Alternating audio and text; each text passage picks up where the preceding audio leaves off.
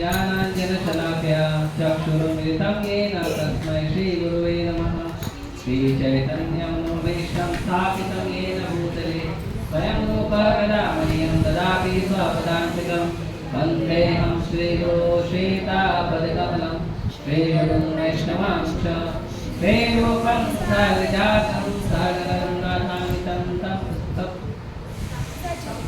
सजीवं साद्वैतं सावधूतं परिजनसहितं कृष्णचैतन्यदेवं श्रीराधा कृष्णपादां सहगणललिता श्रीविशाखान्वितांश्च नमो विष्णुपादाय कृष्णकृष्णाय भूतले श्रीमते भक्तिवेदांत स्वामिनिति नामिने नमस्ते सारस्वते देवी गौरवाणी प्रचारिणे निर्विशेष शून्यवादी पाश्चात्यदेशसारिणे नमो महावदन्याय कृष्ण प्रेमप्रदायते कृष्णाय कृष्ण चैतन्य नाम्ने गौरतुषे नमः।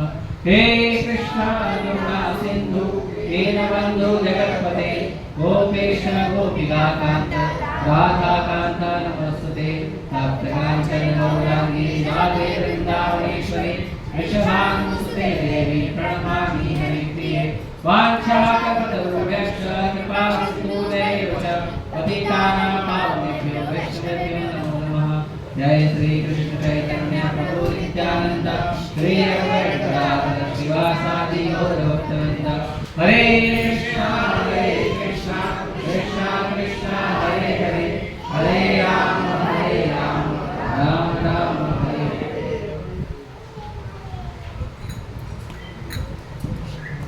हरे।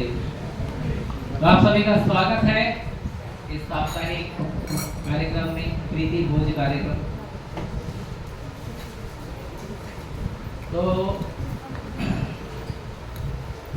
सनातन धर्म एक ऐसा छत्र छाया है जिसमें आप कोई भी दिन शांति से या कोई भी दिन उदास नहीं रह सकते।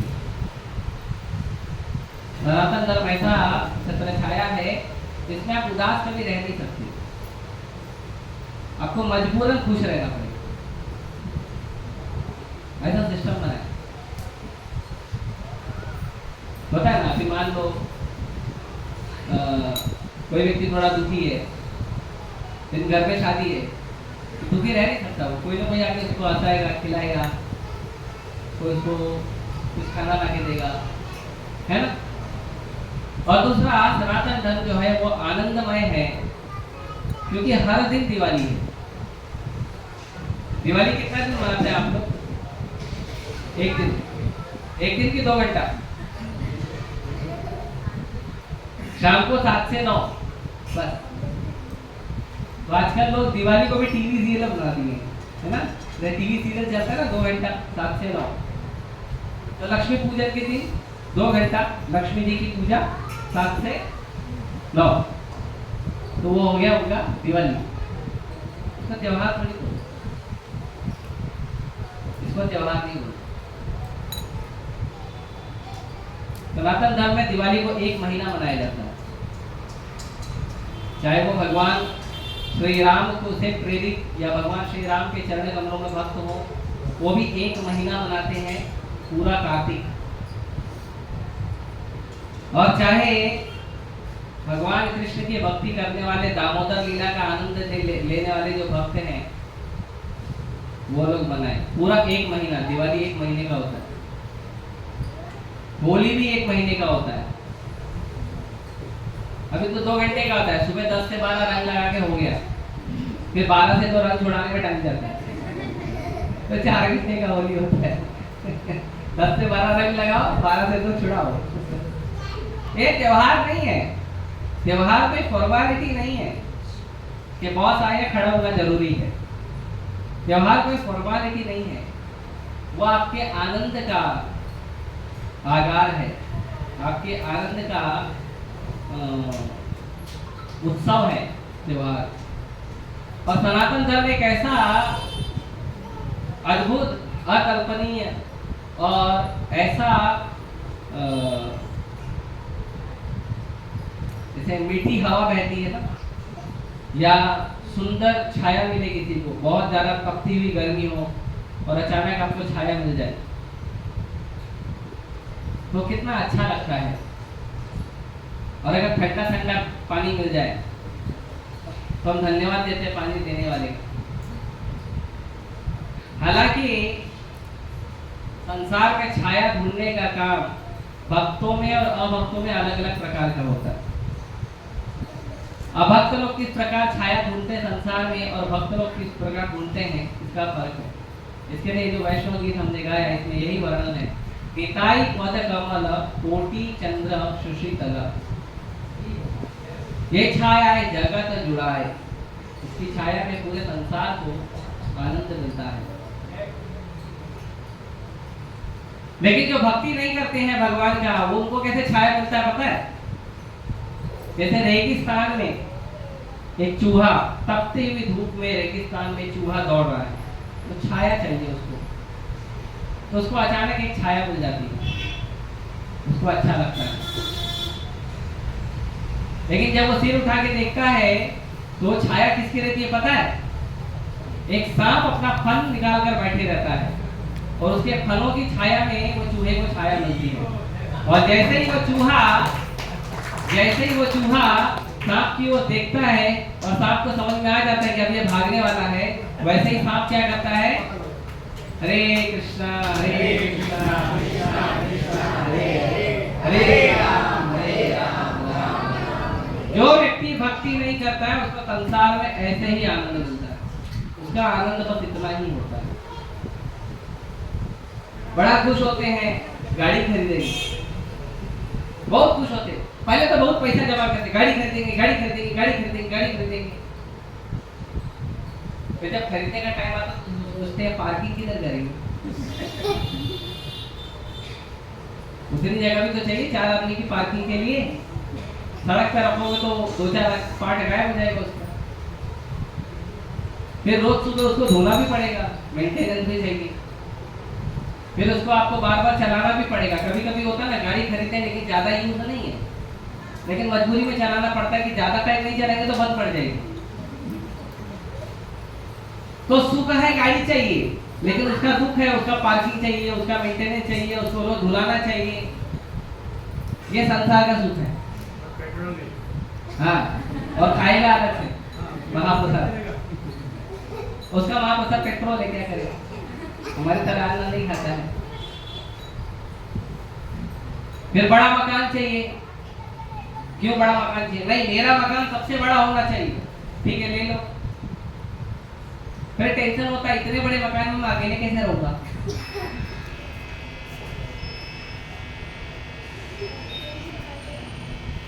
तो ये टेंशन हो जाता है।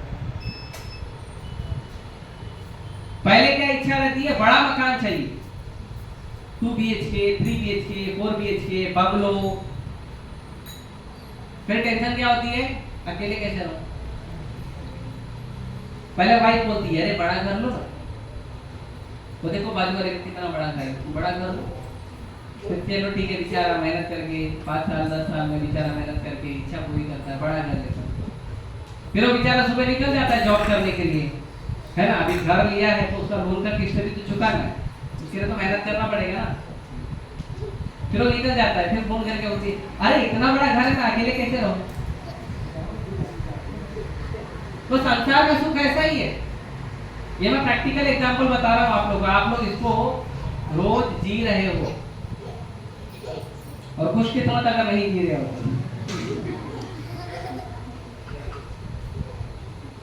तो ये भौतिक संसार का आनंद है। थोड़े क्षण के लिए लगता है अच्छा है, लेकिन जैसे ही वो आनंद प्राप्त होता है पता चलता है वो आनंद ही सबसे बड़ा दुख है।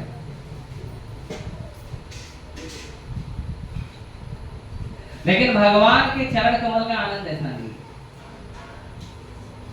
भगवान के चरण कमल का आनंद है शशितल, जो शशि होता है। शशि किसको बोलते हैं पता है? किसको बोलते हैं शशि? चंद्रमा को बोलते हैं। चंद्रमा की जो शीतल छाया, अभी शहर में तो देखने मिलता नहीं है, शहर में तो गर्मी इतनी ज्यादा है कि एसी फेल हो जाए, तो चंद्रमा की छाया का आवाज किधर से होगा। लेकिन जहाँ पे खेत है, खलियान है, जैसे हम लोग तलातरी जाते हैं तो तलातरी में बड़ा खेती वगैरह है, और जिस दिन पूर्णिमा होती है महीने में एक दिन, उस दिन लाइट की जरूरत नहीं पड़ती, इतना रोशनी आता है चंद्रमा, और वो रोशनी बहुत ठंडा होता है।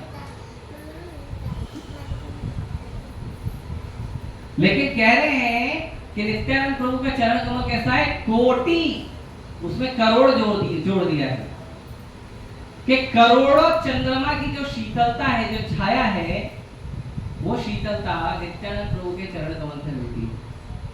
नित्यानंद प्रभु कौन है? नित्यानंद प्रभु बलराम जी है, लक्ष्मण जी है, ये बलदेव जी है ना, व्हाइट भगवान जगन्नाथ जी के साथ, वही नित्यानंद प्रभु है ना।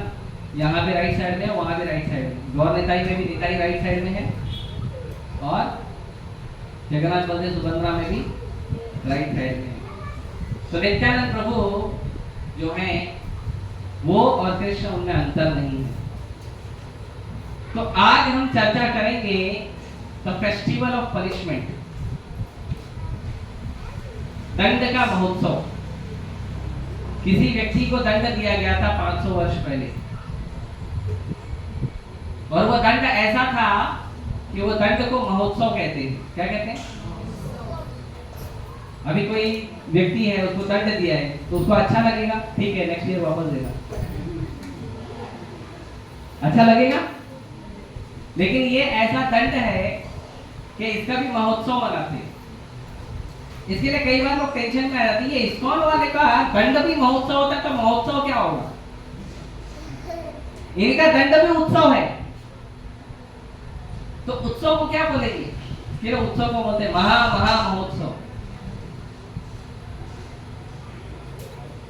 तो 500 वर्ष पहले भगवान श्री चैतन्य महाप्रभु के 6 शिष्य हुए,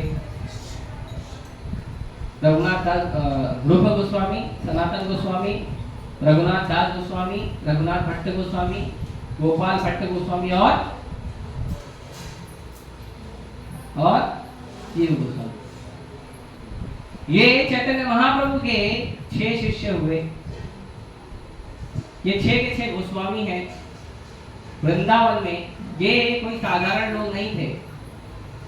चैतन्य महाप्रभु के प्रचार प्रसार को बढ़ाने के लिए शुरुआत करने के पहले ये लोग कैसे थे? अशेष मंडलपति, बहुत संपत्ति था इनके पास। थोड़ा एग्जांपल ले, आप लोगों को पता चलना चाहिए करोड़पति थे कि अरबपति थे, पता चला? मेरे से तो कम ही होगा, ऐसा लोगों को लगता है। कितना भी अमीर है, मेरे से तो कम ही होगा, क्योंकि ज्यादा होगा तो ईर्ष्या होगी, कम होगा तो द्वेष होगा। भगवद गीता में अर्जुन बोलता है आपके ज्ञान को कैसे समझें, आपकी भक्ति को कैसे समझें। भगवान बोलते हैं ईर्ष्या द्वेष समुत्थेन द्वंद्व मोहेन भारत, तुमको मुक्त होना पड़ेगा। किससे? ईर्ष्या से और द्वेष से, और द्वंद्व से और मोह से। ईर्ष्या और द्वेष जो है वो कब आता है? ईर्ष्या व्यक्ति को तब आती है जब आपके पास कुछ नहीं है, लेकिन आपके मित्र या संबंधी या किसी के पास कुछ है, जो चीज आपके पास नहीं है। मान लो आपके पास मारुति सुजुकी है, लेकिन आपके दोस्त के पास मर्सिडीज है, तो ईर्ष्या होगी। इतना बड़ा गाड़ी दे, मेरे पास छोटा गाड़ी है। आप 1 BHK में रहते हो, आपका दोस्त बंगलों में रहता है, तो ईर्ष्या होगी। आपसे ज्यादा किसी व्यक्ति के पास कुछ है, ठीक है, बड़ा एग्जाम्पल हो गया, छोटा एग्जाम्पल है। जैसे आप प्रसाद पाने बैठे हो और आपको 1 गुलाब जामुन दिया, और आपके बाजू वाले को 3 गुलाब जामुन दिया, तो ईर्ष्या होती है। ईर्ष्या पूछते नहीं, प्रभु जी उसको 3 क्यों? ईर्ष्या है। और द्वेष कब होता है? जब आपको 3 दिया और उसको 1 दिया, तो द्वेष होता है। देख मेरा, देख मेरे प्लेट में, देख 3, देखो नहीं तो ईर्ष्या और द्वेष ऐसे ही खेल खेलती है। ये ईर्ष्या और द्वेष कब आती पता है? ये ईर्ष्या और द्वेष तब आती है जब आप अपने जीवन को किसी और के जीवन से बराबरी करने का प्रयास करते हो। ईर्ष्या और द्वेष तब आता है। ये संसार में सबसे ज्यादा दुख, आज के समय में सबसे ज्यादा दुख क्यों है पता है? क्योंकि लोग अपने जीवन को दूसरे के जीवन से बराबरी करते हैं। मेरा हाइट इतना है, इसका हाइट इतना है, मेरा रंग ऐसा है, इसका रंग ऐसा है, मेरा कपड़ा ऐसा है, इसका कपड़ा ऐसा है, मेरा घर ऐसा है, इसका घर ऐसा है, मेरा बाइक ऐसा है, इसका बाइक ऐसा है। ये कंपैरिजन करना। और एक कंपैरिजन में क्या करते हैं, हम भगवान को भूल जाते हैं कि भगवान ने हमारे कर्म और हमारे गुण अनुसार जो दिया है वो बेस्ट दिया है।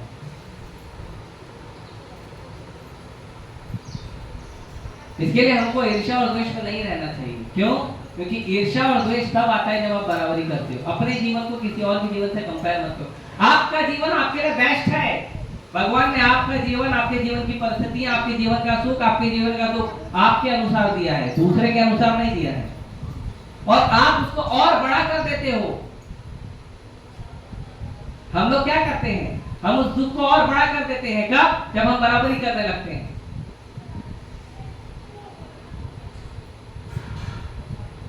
हम अपने जीवन को दूसरे के जीवन से बराबरी करते हैं। कितना भी ज्यादा दे दिया ना तो भी और की इच्छा होती है। कल मैं विराट स्टेशन से यहाँ पे भाटपाड़ा तक मैं ऑटो से आ रहा, तो ऑटो वाला बोला महाराज बड़ा दुखी हूं। बोला अच्छी बात। अरे दुखालय में दुखी है मतलब सही जगह पे है। संसार में दुखालय कहते हैं ना, तो दुखालय में दुखी है मतलब सही जगह पे हो, सही फीलिंग हो रहा है। दुखालय में सुखी है तो सोचने वाली बात है, सुखी कैसे? जैसे रुग्णालय बोलते हैं, रुग्णालय जानते हैं रुग्णालय किसको बोलते हैं? हॉस्पिटल। आजकल तो लोगों को पता नहीं रुग्णालय किसको बोलते हैं। रुग्णालय बोलते तो उनको लगता है कोई तो भी आयुर्वेदिक मेडिसिन का नाम दे रहा है, पता नहीं चलता उनको। हिंदी है, हिंदी आती नहीं लोगों को। हॉस्पिटल बोलो समझ में आता है। तो रुग्णालय में क्या मिलेंगे? रुग्ण मिलेंगे, मरीज मिलेंगे, बीमार लोग मिलेंगे। तो आप हॉस्पिटल में हो लेकिन अच्छे खासे हो, तो या तो आप डॉक्टर हो या तो किसी मरीज के संबंधी हो। नहीं, हम मरीज हैं लेकिन आप सुखी दिख रहे हो तो कुछ तो भी प्रॉब्लम है। तो वैसे ही दुखालय में दुखी होना नॉर्मल है। अगर हमारे जीवन में दुख है मतलब कोई बात नहीं, हम सही जगह पे हैं। क्यों? क्योंकि दुखालय में दुखी नहीं होंगे तो क्या होंगे? वैकुंठ में थोड़ी दुख मिलेगा आपको। वैकुंठ में तो आनंद है, आनंदमय अभ्यास। दुख तो यही मिलेगा। हमारा प्रॉब्लम है दुखालय में सुख ढूंढते हैं। तो मुझे बोल रहे थे प्रभु जी बड़ा दुखी हूं। बोला ठीक है। तो बोले दुखी क्यों है? तो दुखी हूं, बस ऐसे ही दुखी हूं। तो मैंने कहा ऐसे ही कोई दुखी नहीं होता, कुछ तो कारण होगा। आप अपने जीवन को किसी से कंपेयर करते हो। फिर मैंने उसको बोला आप ये ऑटो किसका है, आपका है कि भाड़े का है? तो नहीं महाराज हमारा, मेरा ही ऑटो है। तो मतलब ये जो ऑटो आपका है, मुंबई में कई सारे ऑटो वाले का क्या कहते हैं, सपना है कि मेरा खुद का ऑटो हो, मैं भाड़े का कब तक चलाऊंगा। तुम्हारे पास खुद का है? बोला महाराज एक नहीं दो है। तो मैं बोला कितने लोगों का एक ऑटो है, उसका ड्रीम है 2 ऑटो होना। तुम्हारे पास दोनों है। तो भगवान की कृपा से आपके जीवन में जो है वो उतना पर्याप्त है आपके लिए, लेकिन फिर भी दुखी है। क्यों? अपनी जीवन की बराबरी दूसरे के जीवन से करते हैं। वो देखो 4 ऑटो लेके क्यों घूम रहा है, उसके बाद इतना बड़ा घर क्यों है। ये सब हम कंपेयर करते हैं, इसीलिए आता है ईर्ष्या और द्वेष। अच्छा, किसी के पास खुद का ऑटो है और कोई भाड़े से ऑटो चला रहा है तो द्वेष होता है। अरे 20 साल हो गया मुंबई में तुमको, 20 साल से ऑटो चला रहा, खुद का ऑटो नहीं खरीद पाया, द्वेष होता है। और ये दोनों हमारे जीवन के लिए हानिकारक है। उसके बाद द्वंद्व होना, ये सही है ये गलत है, मैं सही हूं आप गलत है। हमेशा यही भाव रहता है, मैं सही हूं आप गलत है। तो द्वंद्व होता है। ये दिन है, ये रात है, ये अच्छा है, ये बुरा है, ये द्वंद है। हर चीज को दो नजर से देखना। क्यों हम हर व्यक्ति में अच्छा नहीं ढूंढ सकते? क्योंकि द्वंद पकड़ के बैठे। भगवान ही एक ऐसे हैं जो द्वंद नहीं रखते हैं, जो केवल सबके अंदर एक अच्छा गुण ढूंढते हैं। एक अच्छा गुण, एक अच्छा गुण, बस खाली एक बार प्रणाम कर दे, बस फिर मैं उसको अपने पास बुलाने का प्रयास करूँ। एक बार गीता पढ़ ले, एक बार हरे कृष्ण जप कर ले, हरे कृष्णा कृष्णा कृष्णा हरे हरे, हरे राम राम राम। एक बार जप कर ले, दो बार, एक फूल चढ़ा दो भगवान को, एक फल लाकर दे दो भगवान को। आप मंदिर नहीं आते हो, कोई बात नहीं, रास्ते में भक्त भगवान की सेवा के लिए कहीं आ रहा है, जा रहा है, भक्तों को केवल प्रणाम कर दो।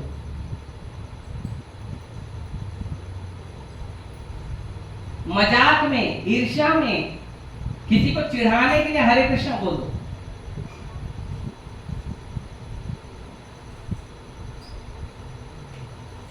किसी प्रकार से भगवान के संपर्क में थोड़ा सा जब भगवान को गुण पकड़ लेते हैं,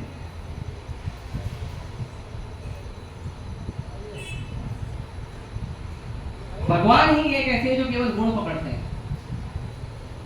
और यदि आपको भगवान का अच्छा भक्त बनना है कि भगवान आपको पसंद करे, तो आपके अंदर भी ये एक गुण होना चाहिए कि आप लोगों के अंदर गुण देखना चाहिए, दोष नहीं।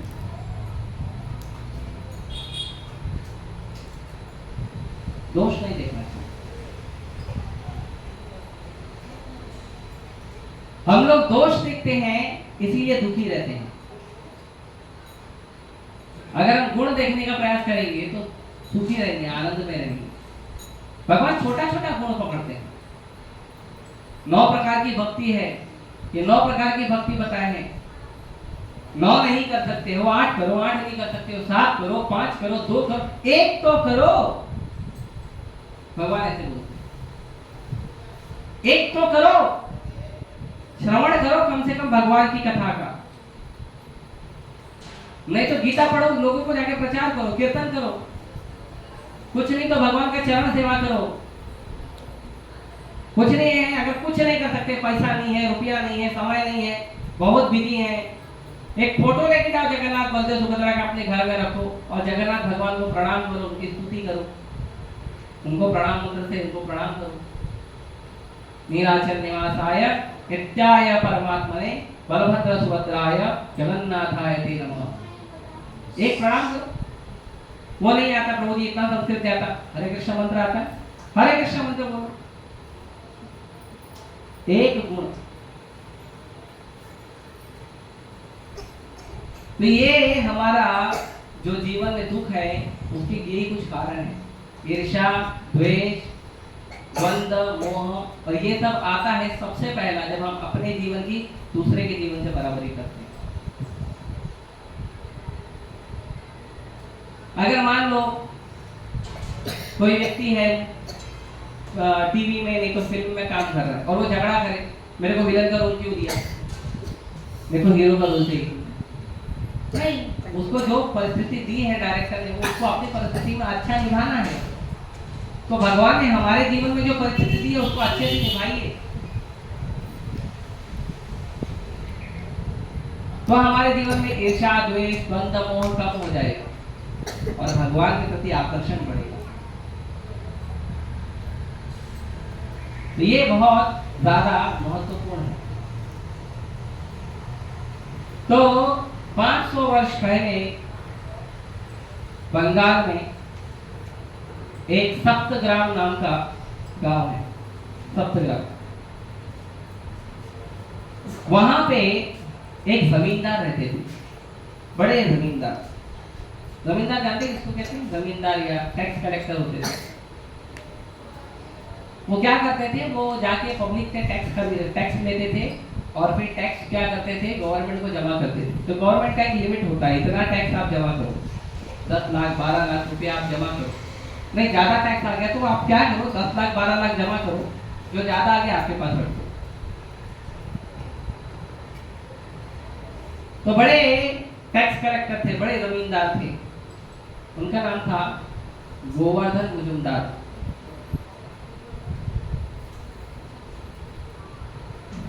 और उनके एक भाई थे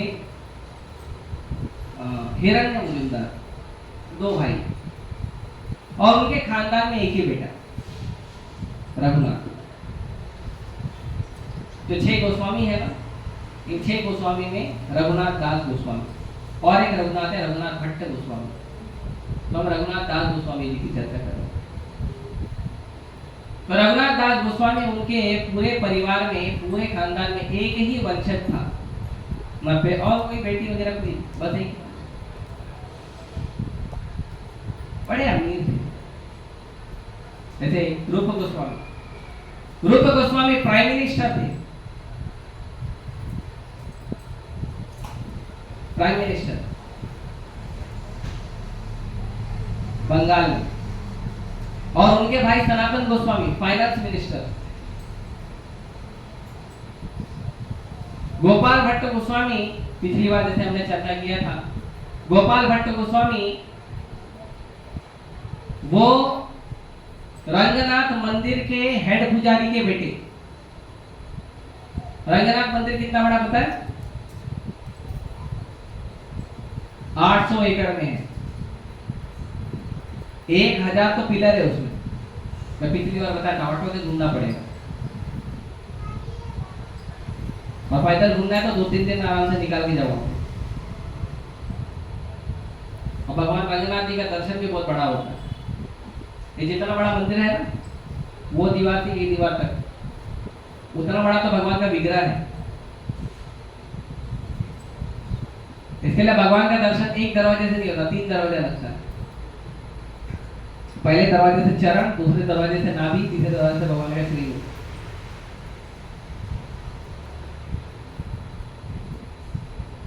तो उनके जो पुजारी थे वेंकट भट्ट, उनके बेटे थे गोपाल भट्ट गोस्वामी। इसी तरह से रघुनाथ भट्ट गोस्वामी गोवर्धन मुजुमदार के बेटे थे और उनके चाचा हिरण्य मुजुमदार।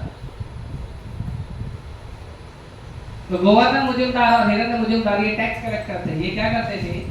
राजा को टैक्स लाकर देते थे, पब्लिक से टैक्स कलेक्ट करते थे, राजा को ले जाके देते थे। पहले भी ऐसा होता था, ऐसा नहीं कि अभी कुछ लोग हैं, कोई कांग्रेस को अपशब्द बोलता है, कोई मोदी को अपशब्द बोलता है, बीजेपी को, तो लोगों को ऐसा लगता है ये लोग देखो इतना टैक्स देते हैं। ऐसा नहीं, पहले भी होता था। पहले के टैक्स में अभी के टैक्स में अंतर है। पहले लोग आपके इनकम का 25% टैक्स लेते थे। जितना आपका इनकम है 25% देते। अभी कितना नहीं, इनकम टैक्स 10% से 40-45% होता है। फिर उसके बाद सेल टैक्स अलग होता है, फिर उसके बाद वैट अलग होता है, सर्विस टैक्स अलग होता है। ये सब नहीं था, एक ही टैक्स। जितना कमाए हो उसका इतना 25% दे दो, 10 बात खत्म। 10 रुपया कमाए हो उसका दे दो, 10 लाख कमाए हो उसका दे दो, बात खत्म। किसी के पास पैसा नहीं है तो सरकार उसको पैसा देती है, राजा उसको पैसा देता था घर चलाने। ये सिस्टम।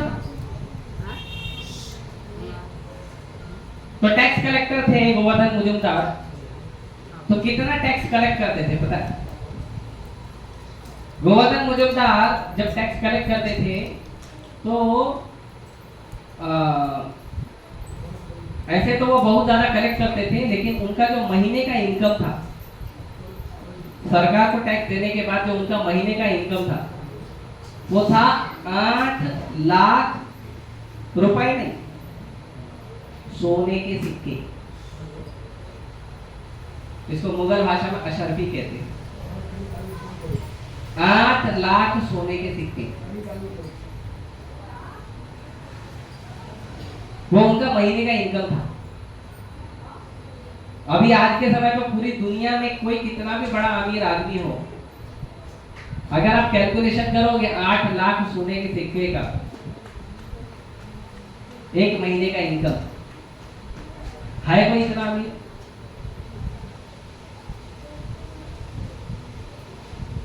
सोने के सिक्के अभी एक सोने का एक कितना, एक तोले का प्राइस कितना है? 10 तोले का कितना है? कितना है? 40,000, 50,000, 62। 10 ग्राम का 62,000। बताइए, ये तो सोना दिख जाए तो लोग प्रणाम कर देते हैं। कृपया हमारे जीवन में कभी आ जाना। और यहाँ पे इनका इनकम था, पहले के लोग का ऐसे ही इनकम होता था। रूप गोस्वामी जब अपना जॉब छोड़े थे तो उनको जो टोटल इनकम मिला था, वो टोटल इनकम जो पानी की नाव होती है ना, वो पानी की नाव इतना भर के सोने का सिक्का मिला था।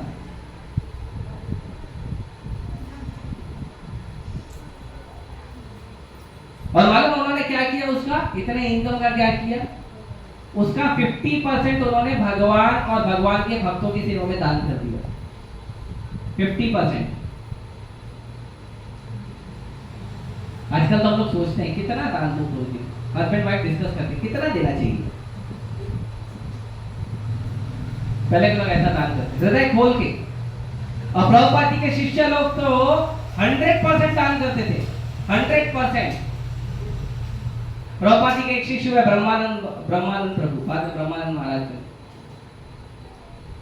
तो ब्रह्मानंद महाराज वो मंदिर में ही सेवा करते थे। तो मंदिर में सेवा करते थे, एक बार उनको जॉब का ऑफर आया। तो प्रभुपाद जी के पास गए और प्रभुपाद जी को पूछे, प्रभुपाद जी अभी गुरु के पास गए हैं, अभी जॉब करने जा रहे हैं, मंदिर में सेवा नहीं करेंगे तो अच्छा नहीं है ना। तो उनको अच्छा नहीं लगा कि मैं जॉब करने जाऊंगा, मंदिर में सेवा नहीं करूंगा, प्रभुपाद जी का सेवा नहीं करूंगा। तो प्रभुपाद जी को परमिशन देने गए कि आप बताइए मैं क्या करूं, जॉब करूं या मंदिर में रहूं। आजकल जॉब में जाते तो खुशी खुशी आते, प्रभु जी पेड़ा लीजिए, मेरा जॉब कल से नहीं आऊंगा मंदिर।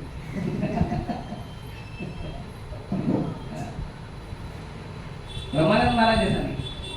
प्रभुपाद जी को आके पूछे, प्रभुपाद जी मुझे जॉब लगी है, मैं जॉब करूं या मंदिर में सेवा करूं। प्रभुपाद जी बोले बहुत अच्छी बात है, आपको जॉब लगा। तो ब्रह्मानंद महाराज कहते हैं, प्रभुपाद जी आप कह रहे हो जॉब लगा है, मुझे अच्छी बात है, लेकिन अगर मैं जॉब करूंगा तो भक्ति कैसे करूंगा।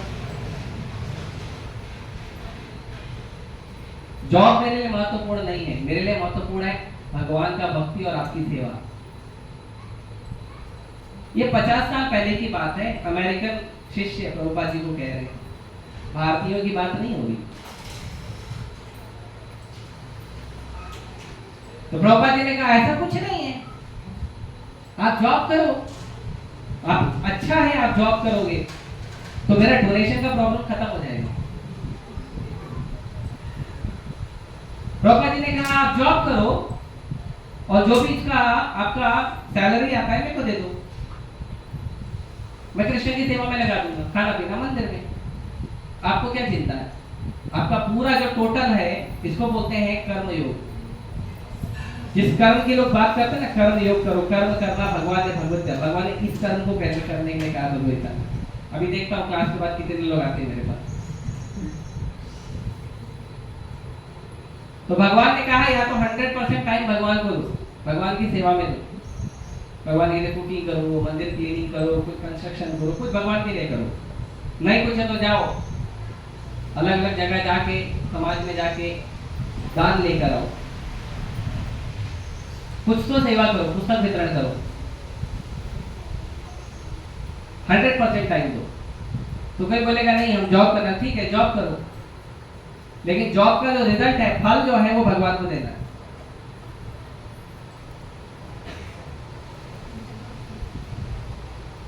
तो ब्रह्मानंद महाराज लोग वैसे करते थे, वो जाते थे जॉब करते थे और जॉब करके पूरा महीने का जो उनका सैलरी होता था प्रभुपाद जी के हाथ में लाके रख देते थे, पूरा महीने का सैलरी। और क्या प्रभुपाद जी उसमें से निकाल के उनको पॉकेट मनी देते थे। और ब्रह्मानंद महाराज उसी से अपना पूरा महीना चलाते थे, गाड़ी भाड़ा खर्चा जो भी। ऐसा नहीं एक नहीं है, भगवती गोपाल कृष्ण गोस्वामी महाराज, उनको तो प्रभुपाद जी ने बोला भी नहीं था। वो जॉब करते थे कोको कोला कंपनी में, वो जॉब करते थे और पूरा का पूरा जो पैसा है वो लाके प्रभुपाद जी के हाथ में रख देते थे। भारत में उनका परिवार रहता था, तो जो वो जॉब करते थे San Francisco, right, Canada Vancouver, हाँ, कनाडा वैंकूवर में जॉब करते थे। तो वो लाके पूरा पैसा प्रभुपाद जी को देते थे। प्रभुपाद जी मेरी तरफ से डोनेशन, पूरा फुल सैलरी,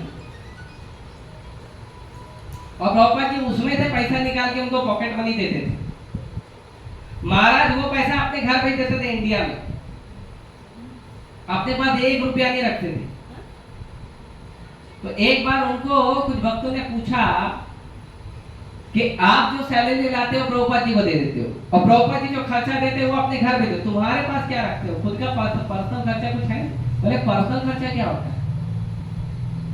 रहने को मंदिर दे रहा है, खाने को मंदिर दे रहा है, मंदिर में नहाना धोना सब हो जा रहा है, पर्सनल खर्चा क्या होता है? कुछ पर्सनल खर्चा है।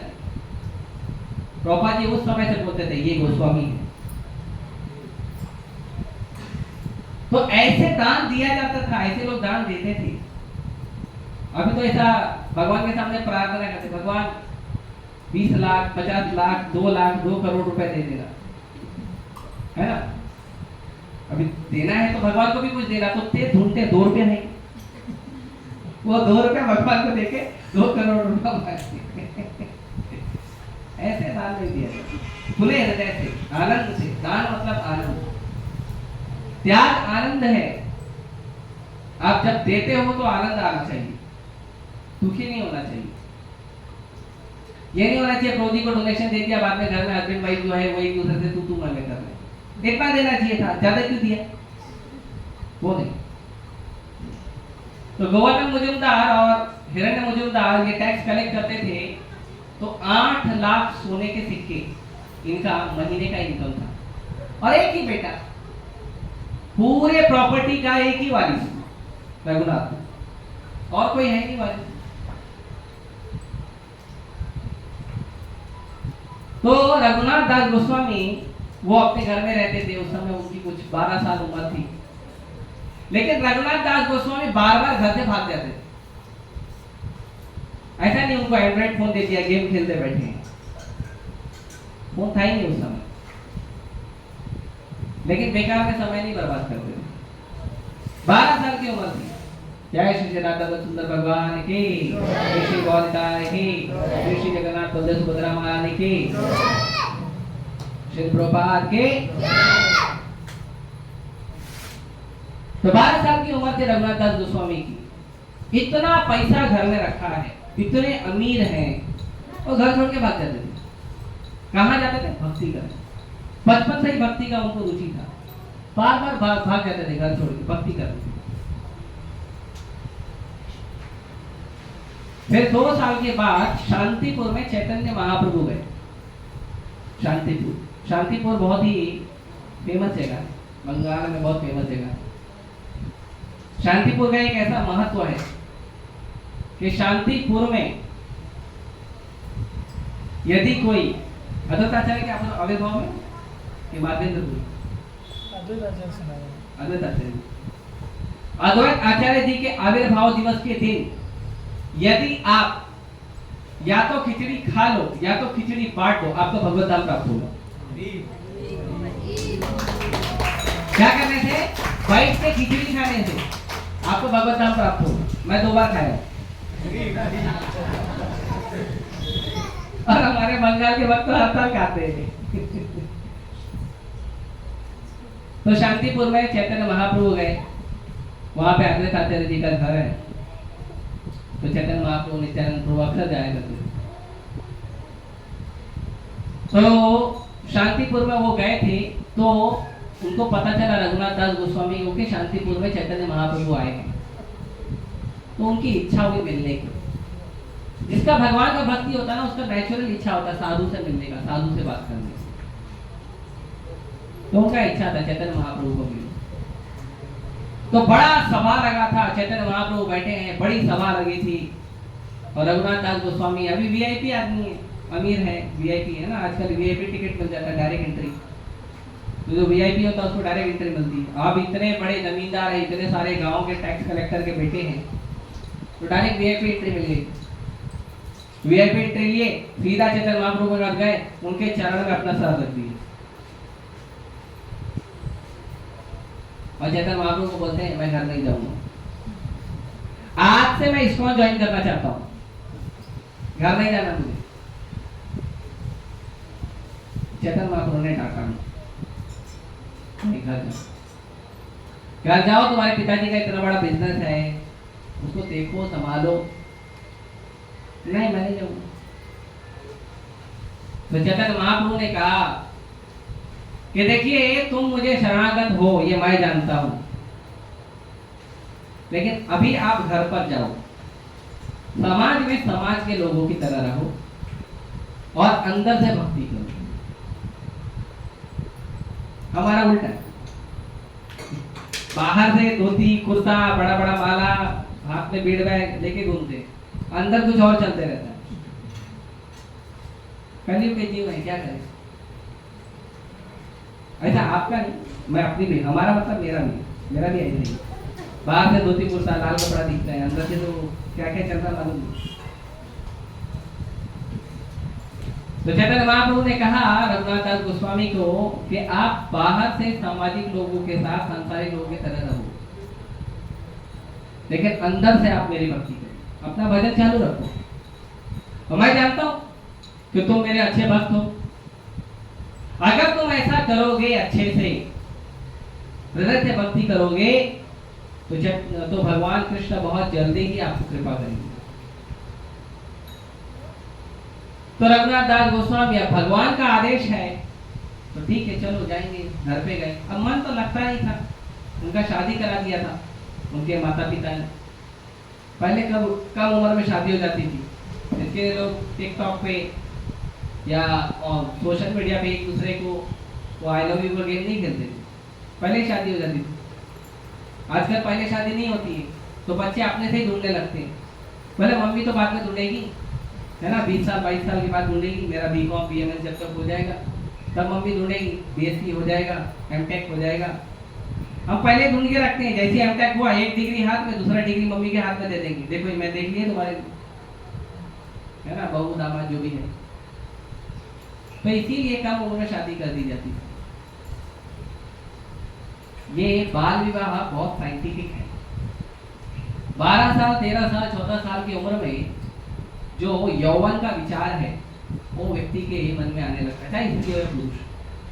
तो उसका विवाह पहले ही बचपन में करा देते थे, पहले इसको बोलते थे ये तुम्हारा पत्नी, ये तुम्हारा पति। तो बचपन से ही उस व्यक्ति से लगाव हो जाता था, फिर दूसरा ढूंढने की जरूरत नहीं पड़ता था। और कई जगह तो स्वयंवर होते थे, माताओं का रिस्पेक्ट उससे ज्यादा होता था, स्वयंवर होते थे। और स्वयंवर में बहुत सारे ये लोग आते थे, शादी करने वाले लोग, शादी योग्य लोग, और उन लोगों को माता चुनती थी कि इससे शादी करो। पूरा उसका बायोडाटा, सबका बायोडाटा माता के हाथ में रहता था, और फिर माता चुनती थी इस व्यक्ति से विवाह करना है। सीता स्वयंवर का आपने नाम सुना है, द्रौपदी स्वयंवर का नाम सुना है, ऐसे स्वयंवर होते थे।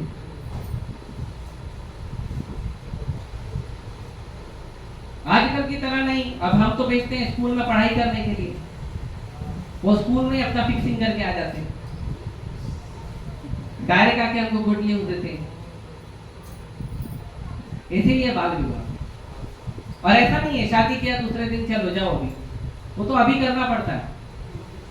नहीं, शादी के बाद 2 साल 4 साल 6 साल 10 साल तक माता अपने माँ के घर पे रहती थी और प्रभु जी अपने माँ के घर पे, और फिर माँ उसको पूरा ट्रेनिंग देती थी, देखो अभी तुम्हारा विवाह हो गया, तुम ये सब काम अच्छे से सीख लो।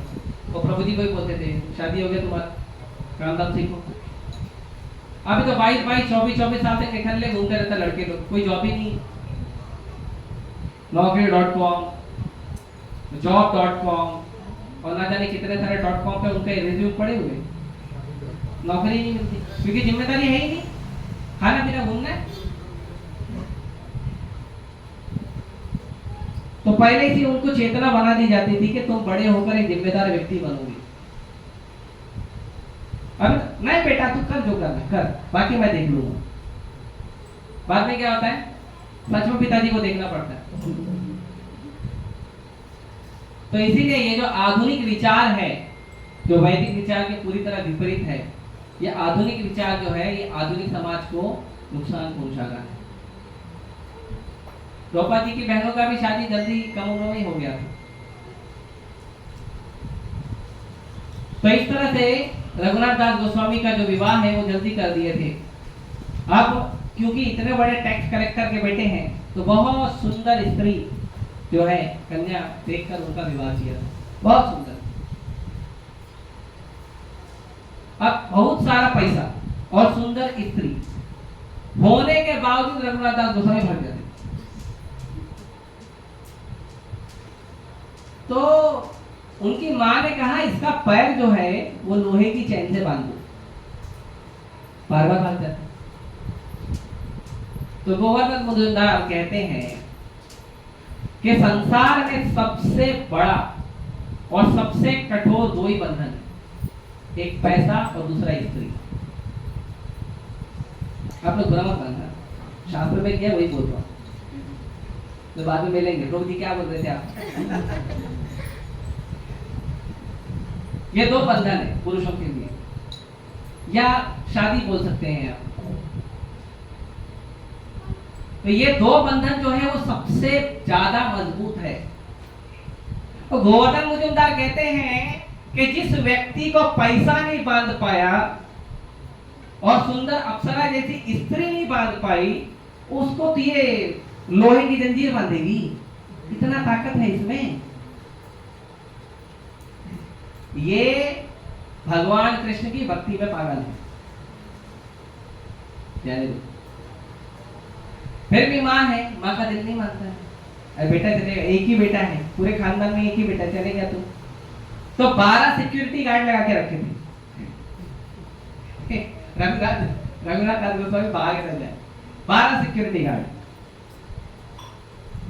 तो वो भी रहते थे क्योंकि भगवान का आदेश है, तो घर में अच्छे से रहते थे, अच्छे से बिजनेस करते थे, घर के लोगों से अच्छे से रहते। वाइफ को भी मालूम नहीं पड़ने दिए कि मैं अंदर से भगवान चैतन्य महाप्रभु के बारे में सोच रहा हूँ। किसी को मालूम नहीं पड़ने दिए। अपना बढ़िया घर में करते और अपना भजन करते थे, अपना हरे कृष्ण मंत्र करते थे। तो हमको यह समझना चाहिए, ये सीख है रघुनाथ दास गोस्वामी से हम लोगों को। कई बार ऐसा होता है कि घर के कुछ मेंबर हैं, कभी कभी माता पिता हैं, तो नहीं चाहते आप भक्ति करो। और हमारा उल्टा है, हम क्या करते हैं, पहले दिन एक माला हरे कृष्ण जप करना सीखा ना, घर में जाके चैतन्य महाप्रभु का बड़ा सा फोटो, कृष्ण का बड़ा सा फोटो, प्रभुपाद जी का बड़ा सा फोटो लगा के पूरे रूम को फोटो से भर के बैठ के हरे कृष्ण जप करते पहले दिन। तो दुनिया को ढिंडोरा पीट देते, आप मैं भक्त बन गया, मैं भक्ति कर रहा हूं। नहीं, आप अपना भक्ति करिए और भक्ति शांति से किया जाता है, ढोल पीट के भक्ति नहीं की जाती। आप अपना माला जप करने का ध्यान रखिए। अगर आपको परमिशन है घर में तो सबके सामने करिए, अगर परमिशन नहीं है तो अकेले में करिए, लेकिन अपना माला करिए, अपना गीता पढ़िए। पूरे दुनिया को ढोल पीटने की जरूरत नहीं। पहले दिन ही इस्कॉन में आए, मनु पड़ा 4 नियम ये है वो है, घर में जाके बोलते मम्मी आज से मैं कांदा लहसुन नहीं खाऊंगा। क्यों नहीं? इस्कॉन जाके आए तो मम्मी देती है, फिर अभी डंडा खाती, फिर कांदा लहसुन भी खाता है, फिर आगे बोलता प्रभु जी मम्मी ने मारा। क्यों मारा? मैं बोला बात, मैं तो अच्छा ही बोला कांदा लहसुन मत खाओ, भगवान को भोग लगा। मारे मेरे को भोग लगा दिया। तो हम समझाते हैं ऐसा नहीं करना चाहिए। पहले दिन ही आप पहले धीरे धीरे भक्ति में आगे बढ़िए। जैसे जैसे आप भक्ति में आगे बढ़ेंगे भगवान की कृपा से सारा अरेंजमेंट हो जाएगा। जबरदस्ती दुनिया वालों पर अपनी भक्ति का नियम मत कीजिए। पहले आप भक्ति करिए, पहले आप अच्छे से भक्ति करिए।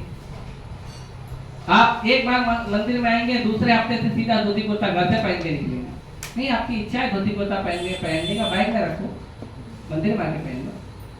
नई लोगों को अच्छा लगता है, कोई बात नहीं, आप अपना भक्ति का ध्यान रखो ना। क्या जरूरत है पूरे दुनिया को दिखावा करने का? और करना है दिखावा तो चलो हमारे साथ पुस्तक वितरण कर ले, चलो हमारे साथ हरिनाम में, चलो ढोल मजीरा बजा के लोगों को बुलाएंगे, है ना? तो ये है, क्योंकि आज का जो समाज है, ये यहाँ तक कि हिंदू समाज भी हमें सहयोग नहीं करता है। सहयोग को छोड़ो, दुख देता है। आप सबका एक्सपीरियंस होगा कि आप लोग संडे को हरे कृष्ण मंदिर में आते लोग पूछते ये संडे को हरे कृष्ण मंदिर क्यों जाते हो? तो दूसरा जगह नहीं है घूमने के लिए? गार्डन है, इतना बढ़िया रेस्टोरेंट है, घूमने नहीं जाते हो? बढ़िया देवदानी मंदिर नहीं जाते हो? खाली हरे कृष्ण मंदिर क्या मिलता है उधर? वो लोग दुखी हो जाते हैं सुन के। आप लोगों को कीर्तन होता है, भजन होता है, बस तुम बाबा बनो, बस माता को बोलते बस तुम मीरा बन जा। तो ये दोष समाज लोग लगाते हैं। तो इसके लिए आपको जितना हो सके, जितना आपको सहयोग मिलता है उतना आप दिखा सकते हो। और अगर सहयोग नहीं मिल रहा है, विरोध हो रहा है, तो अपने भक्ति का खुद ध्यान रखिए। जैसे गोपाल भट्ट गोस्वामी, उनको पिताजी को प्रॉब्लम नहीं था, मम्मी को प्रॉब्लम नहीं था, वो अपना बढ़िया हरे कृष्ण मंत्र जप करते थे मम्मी को के सामने बैठ के। और पुजारी के बेटे थे, उनको पूरे समाज में कौन मना करेगा? कोई मना नहीं करता था, अपना हरे कृष्ण जप करते थे, परमिशन था, पूरे समाज से कोई प्रॉब्लम नहीं, माँ बाप से प्रॉब्लम नहीं, अपने घर में जप करते थे एकदम खुला खुला। रघुनाथ दास जी को मना किया कि तुम बाबा मत बनो, भजन करो, घर में रह के करो, बाबा मत बनो। तो वो घर में रह के अपने मन में अपना जो भी माला छुपा के माला कर लेते थे। तो ये हमको सीखना चाहिए कि हमको अपने भजन पर ध्यान देना चाहिए। हमारे भजन से, हमारे भक्ति से दूसरों को कष्ट ना हो। आप प्रचार करिए, लेकिन प्रचार करने में भी किसी पर अपना पूरा विचार थोपिए मत, प्रेम से समझाइए। कभी कभी एकदम गुस्से में आ जाते हैं भक्त लोग समझाते समझाते, ऐसा नहीं करना चाहिए, प्रेम से समझाइए। हमारे पास तो इतना शास्त्र, इतना फिलॉसफी है कि कोई भी व्यक्ति हो, कैसा भी व्यक्ति हो, मानना ही पड़ेगा उसको, चाहे लॉजिक से हो, चाहे साइंटिफिक तरीके से हो, चाहे प्रूफ मांग के हो, चाहे शास्त्र का प्रूफ मांगे, कोई प्रूफ मांगे हम सब दे सकते हैं।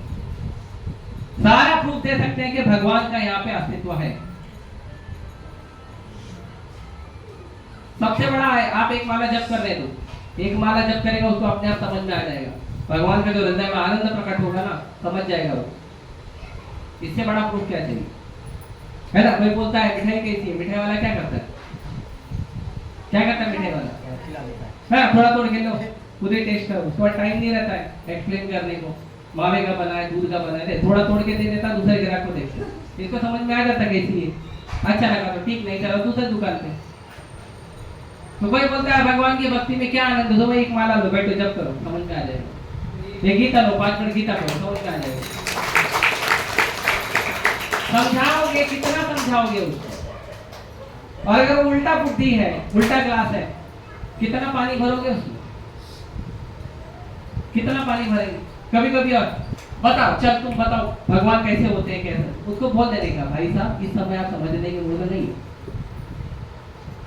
चैलेंज ही करने आ रहे, नहीं समझोगे। जो प्रेम से शरारत होकर पूछता है वो समझता है, जो चैलेंज ही करता है ना, उसको एक्सप्लेन करने की जरूरत भी नहीं, नहीं समझेगा, अपना रास्ता बना के निकल जाओ। तो रघुनाथ दास गोस्वामी अपने घर में भक्ति करते थे अच्छे से। एक बार रघुनाथ दास गोस्वामी को पता चला कि उनके कुछ घर के कुछ दूरी पे गंगा किनारे पानी हाटी नाम की एक जगह है। हाट मतलब बाजार। तो वहां पे गंगा किनारे, गंगा का पानी, वहां पे पानी हाटी नाम का वो जगह था जहाँ पे बाजार लगता था। तो निर्जला एकादशी का दिन का दूसरा दिन था, निर्जला एकादशी का द्वादशी। अभी निर्जला एकादशी है 31 तारीख को, है ना, इसीलिए बता रहे ताकि द्वादशी को आप लोग ये उत्सव मनाइए, दंड उत्सव। ठीक है, सब लोग अपने घर में मनाएंगे, ठीक है, कुछ लोग मंदिर में भी आके मनाना। हमको भी उत्सव का आनंद मिलेगा, तो आप मंदिर आ जाओ, मंदिर में मनाओ, है ना। उसके लिए क्या क्या लाना है वो मैं बता रहा हूँ। कुछ लेकर भी आना, खाली हाथ मत आना, कुछ सामान लेके आना। तो नित्यानंद प्रभु आए हैं, उनको पता चला, और नित्यानंद प्रभु चैतन्य महाप्रभु के पार्षद हैं। नित्यानंद प्रभु गुरु हैं, आदि गुरु। जैसे भगवान कृष्ण आदि पुरुष हैं, वैसे नित्यानंद प्रभु आदि गुरु हैं। भगवान कृष्ण पहले पुरुष है, उनके पहले कोई पुरुष नहीं है, उनसे ही सारी सृष्टि का सृजन होता है। ऐसे नित्यानंद प्रभु पहले गुरु हैं, उनके पहले कोई गुरु नहीं है, और उनसे ही सारे गुरुओं का सृजन होता है। सारे गुरु उनके ही शब्दों को रिपीट करते हैं। तो नित्यानंद प्रभु वहां बैठे थे और नित्यानंद प्रभु का सुंदर कमनीय स्वरूप, सुंदर कमनीय स्वरूप, आजाद लंबित भुजौ कनकावदातो संकीर्तनैक पितरो कमलायताक्षो, लंबा लंबा उनका भुजा। भगवान का पहचान करना है, अगर भगवान आपके सामने आ गया, पहचान करना है तो एक पहचान ये है कि भगवान का जो हाथ है ना, भगवान के घुटने तक टच होता है। आप लोग खड़े होकर देखिए, आपका टच नहीं होगा, लेकिन भगवान का हाथ जो है ना, वो घुटने तक टच होता है, इतना लंबा भुजा है। आजान लंबित भुजौ, भगवान का जो हाथ है वो हमेशा लाल रहता है, हाथ और पैर, है ना। कैसा लाल रहता है? जो सूर्य आता है ना, सूर्य के आने के पहले जो लालिमा होती है उसको बोलते हैं अरुण, अरुण की लालिमा होती है। तो वो लालिमा भगवान के हाथ और पैर में हमेशा रहती है। और भगवान के जो रूप का वर्णन है, जैसे भगवान कृष्ण है तो वो सांवले हैं, सांवले हैं, या कभी नीले बोलते हैं लोग, वैसे हैं। चैतन्य महाप्रभु है, गोरे हैं। कैसे गोरे हैं? पिघले हुए सोने के, सोने पिघला हुआ जो सोना होता है उसकी चमक जो होती है, वैसे पिघले हुए सोने की तरह, तप तक आंचल। तो वैसा भगवान का सुंदर रूप है चैतन्य महाप्रभु का, मोल्टेन गोल्डन सुंदर रूप है। और कमलायताक्षौ, और भगवान की जो आंख है, ये आंख जो है कमल के पंखुड़ी के समान है। सबसे सुंदर, अगर कोई सुंदर रूप देखोगे ना, कमल की पंखुड़ी दिखेगी। तो चैतन्य महाप्रभु की आंख यहाँ से शुरू होती है और पूरा कान तक जाती है, इतनी लंबी है और बड़ी से लंबी है। और जब भगवान ऐसे बड़ी आंख करते हैं तो इतने सुंदर लगते हैं, जगन्नाथ लगते हैं, है ना। जगन्नाथ जी को देखा है, कितनी बड़ी बड़ी आंखें, है ना। तो गाड़ी का हेडलाइट भी फेल हो जाएगा, इतनी बड़ी आंखें, सुंदर बड़ी बड़ी आंखें हैं। जगन्नाथ जी सब कुछ देखते हैं, आंख भी बंद नहीं करते, वो तो देखते रहते हैं आंख खोल के हमेशा। ऐसे ये बताया जाता है तिरुपति बालाजी में, भगवान तिरुपति बालाजी जो है उनकी आंख हमेशा बंद रहती है, पूरा हफ्ते में एक दिन आंख खुलती है, बाकी दिन बंद रहती है। तो गुरुवार को उनके यहाँ पे भी चंदन लगाया जाता है, आंख पर भी चंदन लगाया जाता है, आपने देखा होगा। तो गुरुवार को आंख पे चंदन नहीं लगाते, सर पे ही चंदन लगता है। तो ऐसा वर्णन मिलता है कि गुरुवार को तिरुमला पर्वत पे जितने चोर हैं सब पकड़े जाते हैं, क्योंकि भगवान आंख खोले रखते हैं। तो सारे चोर बाकी दिन चोरी करते तो नहीं पकड़े, भगवान आंख बंद कर, ठीक है करो, जो कोई दिक्कत नहीं। लेकिन गुरुवार को कोई चोरी किया तो पकड़ा जाता है। ये पुलिस वालों का जो स्टेटमेंट है, पुलिस वाले बोलते हैं गुरुवार को हमारा बहुत अच्छा धंधा होता है, सारे चोर पकड़े जाते हैं, तो भगवान आंख खोल के रखते हैं। तो जगन्नाथ जी तो आंख बंद ही नहीं करते हैं। तो भगवान की बड़ी बड़ी आंखें हैं, कमलायताक्षौ। और कैसे? संकीर्तनैक पितरो, ये जो संकीर्तन हम करते हैं, हरे कृष्णा कृष्णा कृष्णा हरे हरे, हरे राम राम राम हरे हरे, तो संकीर्तन करते हैं, इसके पिता हैं चैतन्य महाप्रभु और नित्यानंद प्रभु, फादर, उन्हीं ने इसको शुरुआत किया है। तो नित्यानंद प्रभु बैठे हैं नीले वस्त्र में, नित्यानंद प्रभु, बलराम जी, लक्ष्मण जी, ये नीला वस्त्र पहनते हैं। भगवान कृष्ण, चैतन्य महाप्रभु, भगवान राम ये पीतांबर पहनते हैं। तो पीतांबर और नीलांबर ये दो अलग अलग कलर हैं। तो चैतन्य महाप्रभु पीतांबर पहनते हैं और नित्यानंद प्रभु नीला वस्त्र पहनते हैं, नीलांबर। तो नित्यानंद प्रभु बैठे हैं नीले वस्त्र में, सुंदर गहनों से सुसज्जित, और लंबे लंबे हाथ और सुंदर कमल नयन और सोने, पिघले सोने के समान चमकता हुआ शरीर। दूर से रघुनाथ जी देखे और दूर से उन्होंने प्रणाम किया, रघुनाथ दास गोस्वामी। तो किसी ने जाके नित्यानंद प्रभु को कहा, प्रभु रघुनाथ आया। तो कौन रघुनाथ? पता नहीं, एक नाम के बहुत लोग होते हैं। रघुनाथ है तो रघुनाथ दास है कि रघुनाथ भट्ट है, दोनों है ना, दोनों शिष्य हैं महाप्रभु के। तो कौन रघुनाथ आया है? तो उन्होंने कहा वो सप्तग्राम से रघुनाथ आए हैं। तो नित्यानंद प्रभु ने कहा चोर है वो, ले आओ उस चोर को इधर, चोर है। चोरी किया है इसने, इधर ले आओ उसे, पकड़ कर ले आओ। अभी इतना अमीर आदमी चोरी क्यों करेगा? क्यों चोरी करेंगे रघुनाथ दास गोस्वामी? बताओ, जिनके पिताजी का घर का इनकम 8 लाख सोने के सिक्के महीना है, वो चोरी करेंगे क्या? नित्यानंद प्रभु बोलता है वो चोर है। पकड़ के लाओ। तो पकड़ के लाए नित्यानंद, जो रघुनाथ दास गोस्वामी हैं, वो हाथ जोड़कर सिर झुकाकर खड़े हैं। और नित्यानंद प्रभु कहते हैं, जैसे चोर किसको कहते हैं? चोर मतलब कि कोई व्यक्ति है आपसे बिना पूछे सामान ले लिया और आपने लिए यूज कर लिया, उसी को चोर बोलेंगे ना। ठीक है, अपने घर का है तो ठीक है, लेकिन जनरली घर के लोग भी होते तो हम बोलते हैं ना, पूछना तो चाहिए था एक बार, है ना। तो बिना पूछे ले लिया तो गुस्सा तो आएगा, दुख तो लगेगा। क्या चोरी किया है? पैसा रुपया का तो कोई टेंशन नहीं, तो क्या चोरी किया है? तो इन्होंने भगवान चैतन्य महाप्रभु को चोरी करने का प्रयास किया। डायरेक्ट कहते हैं ना चैतन्य महाप्रभु के पास, बिना गुरु के सहायता, बिना गुरु के सहायता के भगवान प्राप्त नहीं होते। भगवान आ भी जाएंगे ना, आ भी जाएंगे ना, तो भी हमको स्वीकार नहीं करेंगे अगर हमने गुरु स्वीकार नहीं किया। तो कुछ लोग बोलते हैं वो मीराबाई वो तो कोई गुरु नहीं की थी उसको। वो कहती है, मीराबाई के जो पद है उसको वो कहती है कि वस्तु अमोलक दीन मेरे सदगुरु कृपा कर अपनायो। ये मीरा के पद में आता है। ये जो अनमोल वस्तु है, राम रतन धन जो अनमोल वस्तु है, ये मुझे मेरे गुरु ने दिया है, कृपा करके मुझे स्वीकार किया है। ऐसे नहीं हम जाके फॉर्म भर के बोलते महाराज जी को बोले दीक्षा दीजिए, तो महाराज जी दीक्षा देंगे, ये महाराज जी का जो है खुद का विचार होना चाहिए। फोर्स करके दीक्षा लेके क्या फायदा?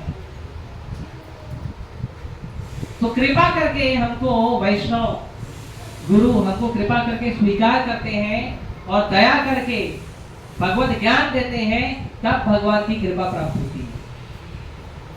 नित्यानंद प्रभु आदि गुरु है, इसीलिए हम कहते हैं कि यदि आपको भगवान की भक्ति करनी है तो एक व्यक्ति के मार्गदर्शन में रहना अत्यंत आवश्यक है। आप इंडिपेंडेंटली भगवान को नहीं प्राप्त कर सकते, और भगवान आ भी जाएंगे तो आप पहचान नहीं पाओगे अगर गुरु का कृपा नहीं रहेगा। गुरु का आशीर्वाद नहीं रहेगा, गुरु का ज्ञान नहीं रहेगा, आपको कैसे पता चलेगा भगवान कौन है? तो दुर्योधन, भगवान कृष्ण साक्षात सामने खड़े हैं, अपना विश्व रूप दिखा रहे हैं। भगवान योगेश्वर अपना रूप दिखा रहे हैं, और दुर्योधन बोलता है पकड़ लो वाले को, और कर्ण तलवार लेके दौड़ भी रहा है। कर्ण, दुशासन, अश्वत्थामा तलवार लेके दौड़ रहे हैं भगवान को पकड़ने के लिए। तो भगवान का जब तक ज्ञान नहीं होगा, गुरु का जब तक कृपा नहीं होगा, भगवान सामने आ भी जाएंगे ना, हम पहचान नहीं पाएंगे। तो रघुनाथ दास जी डायरेक्ट कहते हैं भगवान के पास। इसके लिए कई लोग बोलते हैं ना, हमको एजेंट की जरूरत नहीं है, हमारा भगवान का डायरेक्ट कनेक्शन। अच्छा, इतने बड़े हो गए हैं हम, इतने बड़े हो गए हैं क्या भगवान से डायरेक्ट कनेक्शन है? कुछ लोग आते हैं मंदिर में सेल्फी खींचते हैं भगवान के साथ, इतने बड़े हो गए भगवान के साथ सेल्फी खींचने वाले।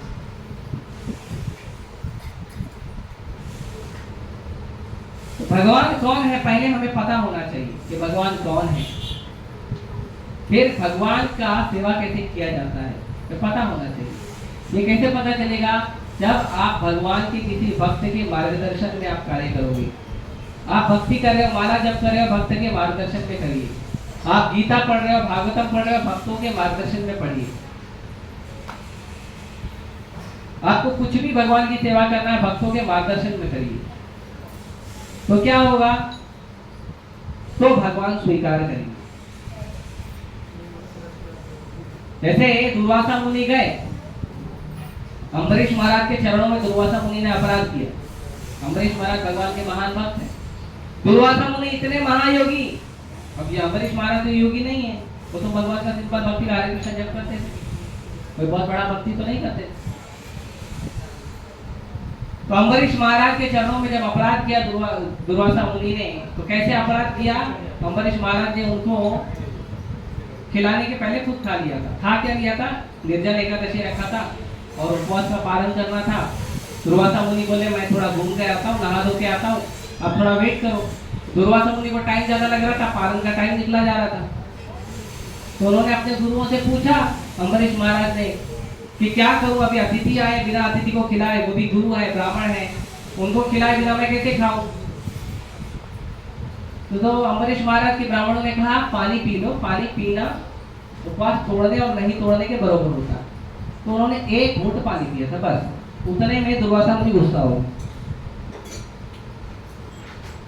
और गुस्सा हुए आए, अपनी जटा को एक बाल निकाल के जोर से पटके और एक अग्नि राक्षस को उत्पन्न किया। उन्होंने कृत्या उसको उत्पन्न किया और छोड़ दिया अम्बरीश के ऊपर, भगवान के भक्त के ऊपर।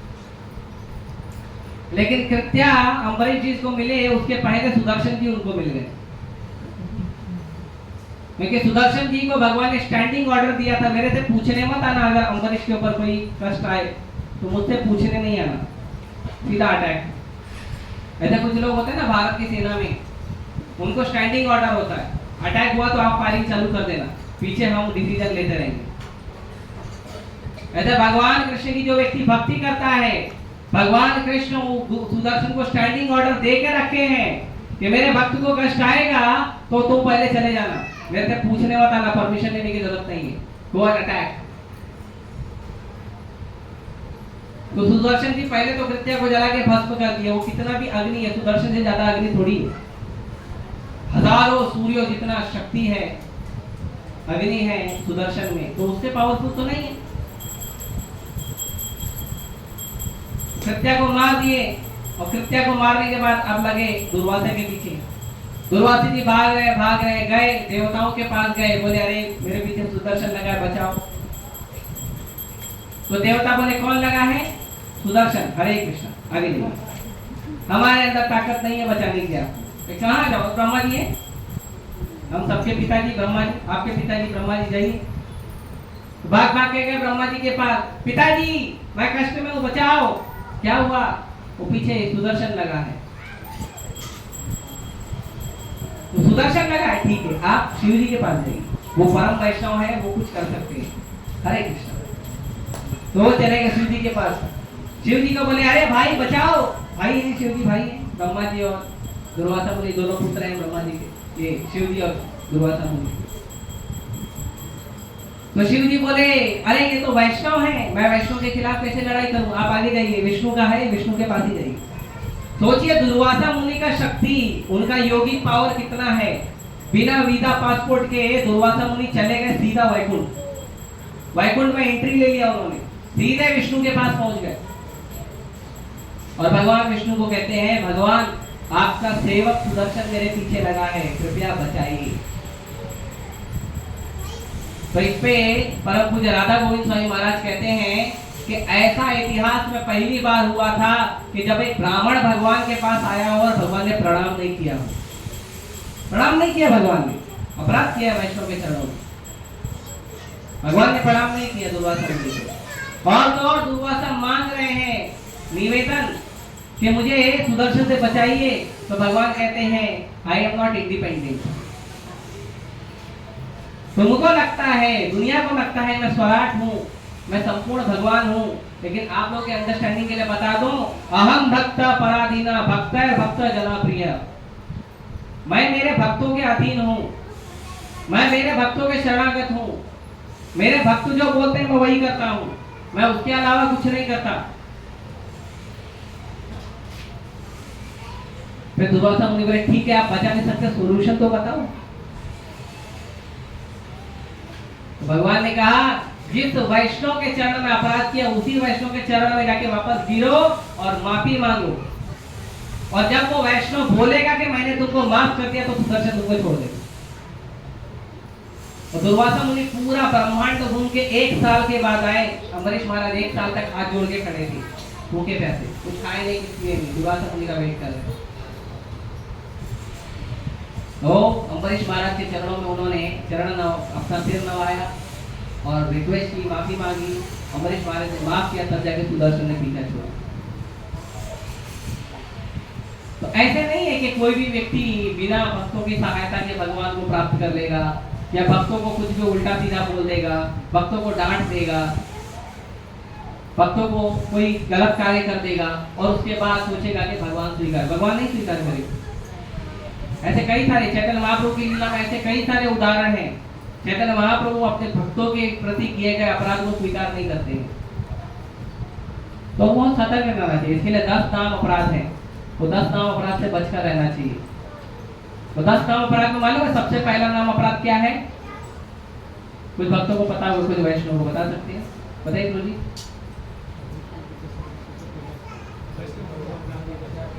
नहीं, पूरा बताइए ठीक से। हाँ, भगवत नाम के प्रचार को सेवा करने वाले भक्तों को, जिन्होंने पूरा जीवन समर्पण किया है, उन भक्तों के चरणों में अपराध करना, उनकी निंदा करना, ये पहला अपराध है। तो नहीं करना चाहिए, कभी भक्तों के प्रति अपराध नहीं करना चाहिए, गुरु के प्रति, गुरु की अवज्ञा नहीं करनी चाहिए।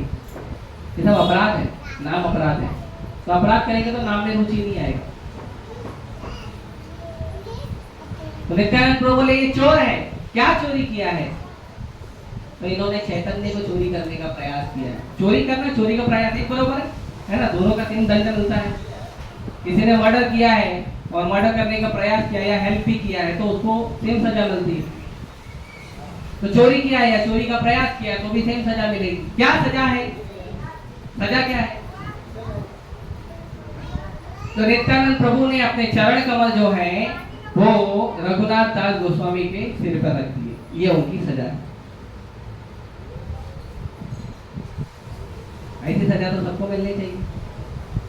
इंद्र, चंद्र, वरुण, वायु, ब्रह्मा, शिव जो याचना करते हैं, तरसते हैं कि कब बलराम जी के नित्यानंद प्रभु का चरण कमल उनको सर पे मिलेगा, कब उनके चरण कमल का धूली मिलेगा। आपको पता है बरसाना नाम सुना है आप लोग? बरसाना राधा रानी का गांव बरसाना। वो बरसाना 4 पहाड़ मालूम वो 4 पहाड़ क्या है? वो ब्रह्मा जी के 4 सिर हैं। ब्रह्मा जी रिक्वेस्ट किए थे भगवान से कि भगवान आपके जो अनन्य भक्त हैं, जो आपके गोप हैं, गोपियां हैं, गौवे हैं, जो आपके अनन्य भक्त हैं, जो वृंदावन में रहते हैं, क्या मुझे उनके चरण की धूली मिलेगी? तो भगवान बोले कैसे मिलेगी, मेरे को तो पता नहीं। तो बोले आप मुझे वृंदावन में वास दीजिए, मैं वृंदावन में अपना सर जो है वृंदावन में रखूंगा और भक्त लोग मेरे ऊपर चढ़कर जाएंगे तो मुझे आपके भक्तों का चरण धूली मिलेगा। तो जो 4 पर्वत हैं वो ब्रह्मा जी के 4 सिर हैं। तो जब ब्रह्मा जी ने रिक्वेस्ट किया तो शिव जी भी आ गए, मेरा भी नंबर लगाओ, मुझे भी कृपा चाहिए। तो जब आप नंदगांव जाओगे तो नंदगांव शिवलिंग की तरह दिखता है, तो वो शिव जी हैं। तो ब्रह्मा जी और शिव जी भी जिन नित्यानंद प्रभु के चरण कमल के धूली का जो याचना करते हैं, वो चरण कमल रघुनाथ दास गोस्वामी के सिर पर रख दिया नित्यानंद प्रभु। फिर बोले इतना ही नहीं, और पनिशमेंट है, और दंड है। क्या दंड है? तो भक्तों ने एकादशी का उपवास रखा है, आज द्वादशी है, तो भक्तों को आपको फीस खिलाना पड़ेगा, महाप्रसाद खिलाना पड़ेगा। तो ये दंड है ना। भक्त लोग ऐसे ही दंड देते हैं, गलती किया ठीक है, सॉरी नहीं, सॉरी से काम नहीं चलेगा, क्या करना है? प्रसाद खिलाओ, ये दंड है।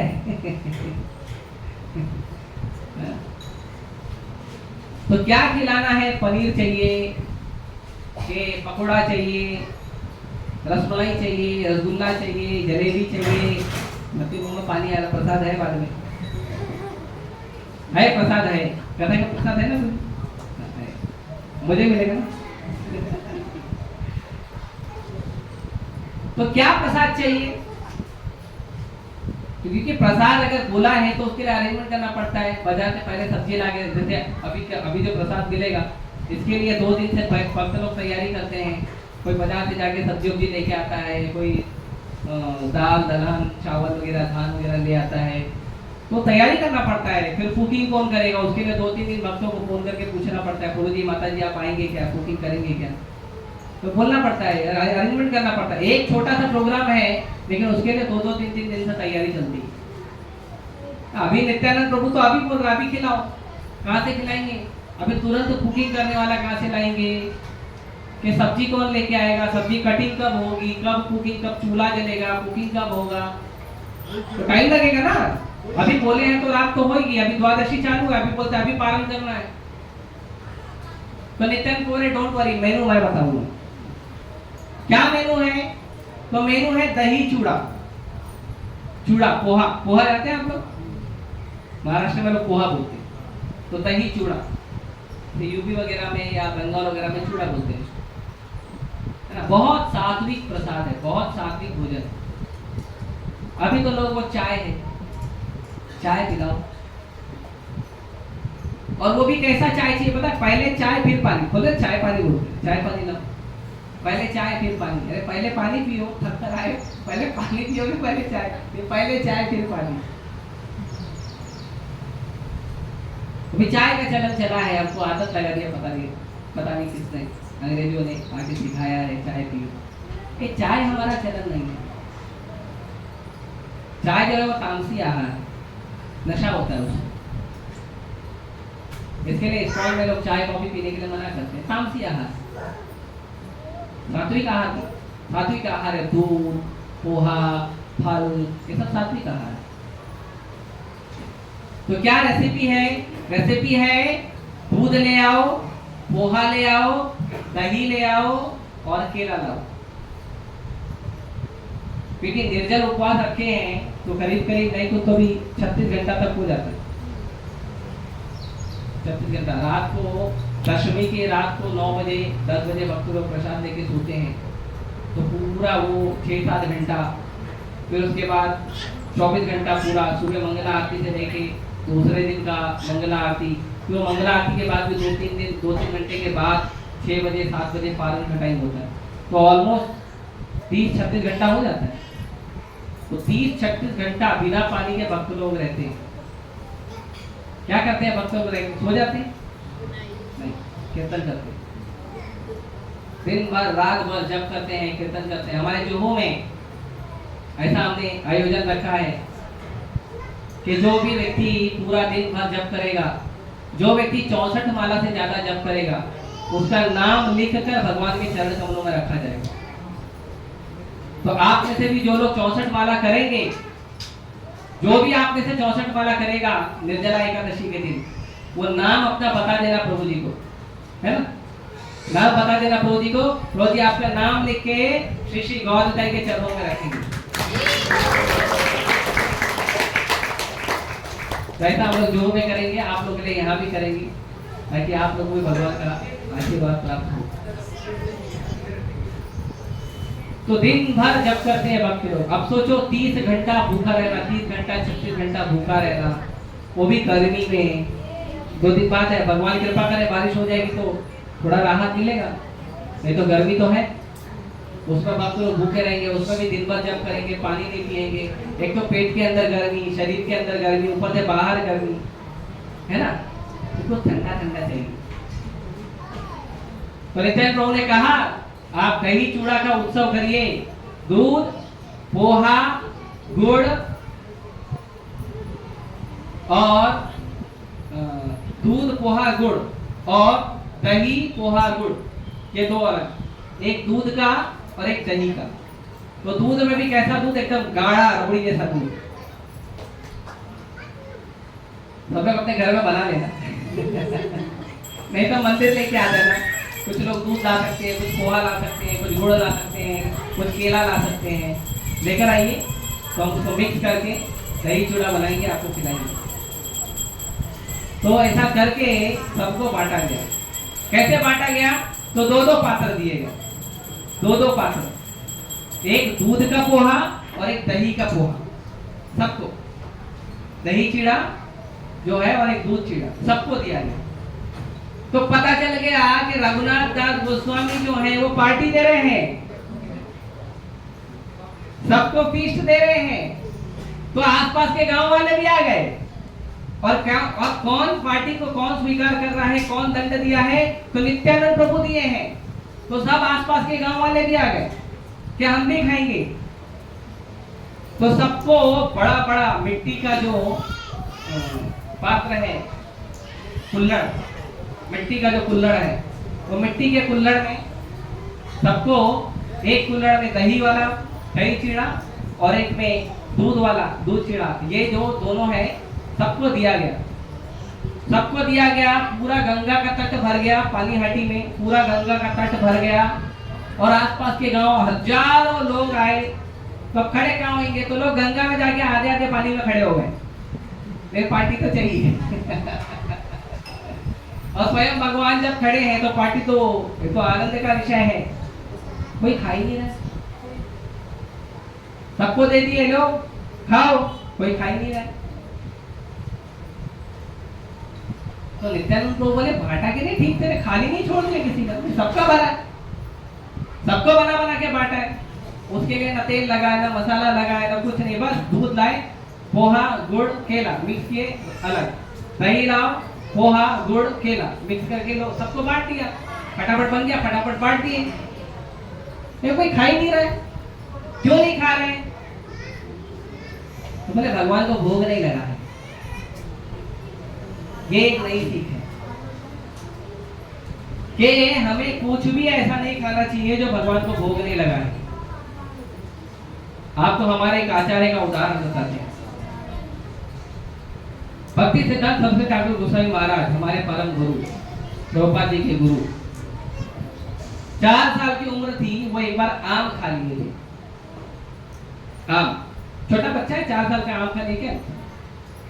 तो भक्ति विनोद ठाकुर ने कहा कि बेटा ऐसा नहीं करना चाहिए, कुछ भी चीज भगवान को बिना भोग लगाए खाना नहीं चाहिए। तो भक्ति सिद्धांत महाराज ने 4 साल की उम्र में उन्होंने वचन लिया कि मैं आजीवन आम नहीं खाऊंगा, क्योंकि मैंने आम भोग नहीं लगाया था भगवान को। उनके शिष्य लोग भोग लगाते थे, भक्ति सिद्धांत महाराज आम नहीं खाते थे, आजीवन आम नहीं खाया उन्होंने। खाऊंगा तो भोग लगा के ही खाऊंगा, आजीवन आम नहीं खाया उन्होंने, क्योंकि आम भगवान को बिना भोग लगा खाए। तो हमको इतना कठोर नहीं करना है बात, लेकिन कम से कम भोग लगा के खाइए। आप जो कुछ भी खाते हैं पता करिए जो कृष्ण को पसंद है वो खाइए और भोग लगा के खाइए। तो नित्यानंद को बोले ठीक है मैं भोग लगाता हूँ। अब वहां पे केवल नित्यानंद प्रभु थे, चैतन्य महाप्रभु नहीं थे। लेकिन नित्यानंद प्रभु ने स्मरण किया और चैतन्य महाप्रभु प्रकट हो गए।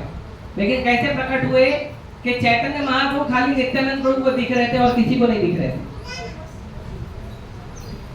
और नित्यानंद प्रभु और चैतन्य महाप्रभु पंगत में चलना शुरू कर दिया। और क्या कर रहे हैं? नित्यानंद प्रभु सबके पात्र में से दही चूड़ा ले रहे हैं और चैतन्य महाप्रभु को खिला रहे हैं और चैतन्य महाप्रभु खा रहे हैं। अभी इससे अच्छा भोग क्या होगा कि स्वयं भगवान आए हैं, स्वयं भगवान आपकी प्लेट में से लेकर खा रहे हैं। हा? स्वयं भगवान आपकी प्लेट में से लेकर खा रहे हैं, इससे अच्छा क्या भोग लगेगा? और सबके दोनों पात्र में से निकाल के नित्यानंद प्रभु निकाल रहे हैं, महाप्रभु को खिला रहे हैं और सब देख रहे हैं हवा में कहाँ ऐसे कर रहे हैं और हवा में गायब हो जा रहा है और चैतन्य महाप्रभु खा रहे हैं। और वैसे ही हो रहा था कि इतना आनंद का उत्सव हुआ, सब लोग जोर जोर से हरि बोल हरि बोल हरि बोल जोर जोर से बोल रहे हैं और नित्यानंद प्रभु चैतन्य महाप्रभु को खिला रहे हैं और चैतन्य महाप्रभु कुल्हड़ में से निकाल के नित्यानंद प्रभु को खिला रहे हैं। दोनों भाई का आपस में प्रेम चल रहा है और ये आनंदमय जो दृश्य चल रहा है ये सब लोग देख रहे थे और सब लोग आनंदमय हो गए। और सभी को फिर बाद में नित्यानंद प्रभु ने आप लोग खाइए और फिर सब लोग ने खाना शुरू किया। तो खाए जा रहे हैं पब्लिक आए जा रही है, लोग खाए जा रहे हैं, खा खा के जा रहे हैं, और पब्लिक आ रही है। तो अभी उन्होंने तो थोड़ा ही मंगाया था, लेकिन जितने पब्लिक आ रही है उतनों को खिलाए जा रहे हैं, जितनी पब्लिक आ रही है उतनों को खिलाए जा रहे हैं। तो ये जो है ये दंड का महोत्सव है। ये हर साल पानीहाटी में निर्जला एकादशी के दूसरे दिन, इसका कोई तिथि नहीं है, लेकिन निर्जला एकादशी के दूसरे दिन मनाया गया था, है ना। आप लोग कभी भी मना सकते हो, है ना। दही चूड़ा बनाइए, चैतन्य महाप्रभु को नित्यानंद प्रभु को भोग लगाइए और सबको महाप्रसाद बांटिए, सबको बांटिए। ये जो दही चूड़ा उत्सव है ये दंड का महोत्सव है, लेकिन इसमें कई सारी सीख छुपी है। पहली सीख कि हमको अपनी भक्ति करना है, अच्छी तरह से करना है, अपनी भक्ति के प्रति सतर्क रहना है, दूसरों को डिस्टर्ब नहीं करना है। यदि किसी को ठीक नहीं लगता है तो भी अपने भक्ति पर ध्यान दीजिए, किसी प्रकार समय निकालकर रास्ता बनाकर अपना भक्ति करिए, तो दूसरों को डिस्टर्ब मत करिए। अगर आपको प्रचार करना है, आइए भक्तों के साथ पुस्तक वितरण करिए, हरिनाम करिए, प्रसाद बांटिए, मंदिर में सेवा करिए, आप ऐसा कर सकते हो, ऐसे प्रचार करिए। दूसरा, भगवान की कृपा हमको कब प्राप्त होती है? जब गुरु की कृपा प्राप्त हो। तो जब नित्यानंद प्रभु की कृपा प्राप्त होगी तब हमको भगवान की कृपा प्राप्त होगी, तब चैतन्य महाप्रभु की कृपा प्राप्त होगी। बिना गुरु की कृपा के भगवान की कृपा नहीं प्राप्त होती, इसीलिए गुरु होना अति आवश्यक है। और अगर गुरु नहीं है तो कम से कम गुरु का प्रतिनिधि होना चाहिए। कम से कम आपको कुछ भी अच्छा और बुरा पूछना है, किसको पूछोगे? आप सही कर रहे हो, गलत कर रहे हो, कौन बताने वाला है? आप कौन आपको उंगली दिखाने वाला है कि प्रभु जी ये गलत कर रहे हो, ये सही कर रहे हो? कौन बताएगा? अगर आपके पास एक व्यक्ति नहीं होगा जो जिसके सामने आप, इसके लिए जब हम जप करते हैं तो आके हफ्ते में 15 दिन में आके बताना चाहिए, प्रभु जी मैं रोज 16 माला करता हूँ, या मैं करता हूँ, मुझे ये परेशानी आती है, ये डिस्कस करना चाहिए। आप गीता पढ़ते हो, भागवतम पढ़ते हो, तो वो प्रश्न पूछना चाहिए कि यहाँ प्रभुपाद जी ने ऐसा लिखा है, मुझे नहीं समझ में आया, मुझे नहीं समझ में आया, कृपया मुझे बताइए। ये प्रश्न पूछना चाहिए, आकर पूछना चाहिए। आप प्रसाद भोग लगा रहे हो, नहीं लगा रहे हो, ये पूछना चाहिए।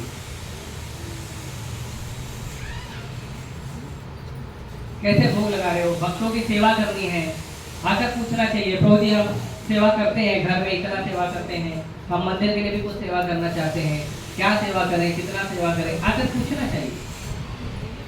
तो आपको मार्गदर्शन देने वाला व्यक्ति जो है वो आपको बताएगा, यहाँ पे ऐसा करो, यहाँ पे ऐसा करो।